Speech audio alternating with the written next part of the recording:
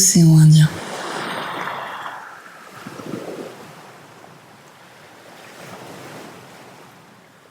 Bonjour à tous et bienvenue. Je m'appelle Anne-Sophie et si vous entendez ma voix aujourd'hui, c'est parce que j'ai décidé de donner la parole aux scientifiques de l'océan Indien. Bonjour à tous et bienvenue sur le podcast Une seule santé.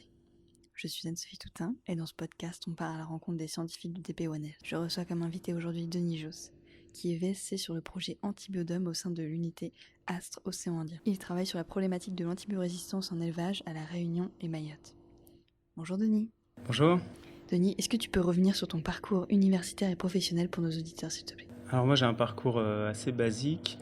Comme je suis ingénieur agronome, j'ai fait le parcours classique, donc j'ai commencé par faire une prépa en bio, donc BCPST. Et ensuite j'ai passé les concours et je suis entré à Supagro, donc c'est l'école d'agronomie de Montpellier. Et j'ai fait 3 ans plus 1 an au milieu de césure, ils appellent ça. Donc c'est que des stages à l'étranger. Donc en tout j'ai fait 4 ans et ensuite j'ai été diplômé. Et là c'est mon premier emploi actuellement. Donc ensuite je suis venu directement ici à La Réunion, au CIRAD. Est-ce que tu peux nous décrire ton poste, s'il te plaît, Denis ? Alors mon poste, l'intitulé officiel c'est technicien supérieur d'élevage. En fait moi je suis sur un projet qui s'appelle Antibiodome et qui est consacré à l'antibiorésistance en élevage. Donc il y a plusieurs missions sur ce projet. Mais en gros moi ce que je fais c'est essentiellement des enquêtes, de la récolte de données et ensuite du traitement de données pour en calculer des indicateurs et ressortir des tendances pour évaluer en fait la situation actuelle de l'antibiorésistance à La Réunion et à Mayotte. Donc tu as travaillé à La Réunion et Mayotte, c'est ça ? C'est ça exactement. Donc la plus grosse part du boulot c'est à La Réunion parce que c'est là où il y a le plus de données à récolter. Mais j'ai également fait une mission à Mayotte pour récolter des données et je traite aussi donc les données de Mayotte. Et en fait c'est des financements régionaux donc pour la région Réunion-Mayotte.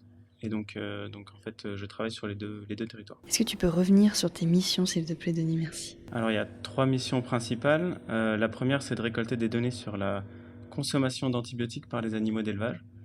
Donc ça, c'est des données qu'on récolte essentiellement auprès des vétérinaires directement.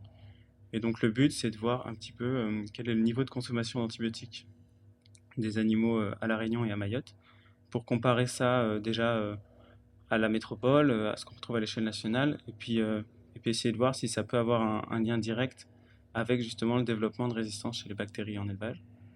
Et le deuxième gros volet concerne justement la résistance des bactéries en élevage, puisqu'on s'intéresse cette fois aux données des laboratoires vétérinaires, et on regarde en fait à partir de ces données à quel antibiotique les bactéries d'élevage de La Réunion et de Mayotte ont développé des résistances.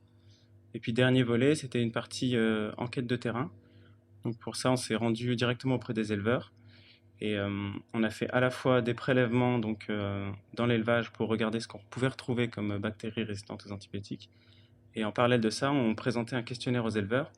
Et donc le but de ce questionnaire, c'était d'arriver à identifier des facteurs de risque, des facteurs qui expliquent en fait pourquoi on retrouve plus dans certains élevages que dans d'autres des bactéries résistantes aux antibiotiques, pour ensuite avoir des leviers d'action pour essayer de réduire la prévalence de ces bactéries résistantes aux antibiotiques.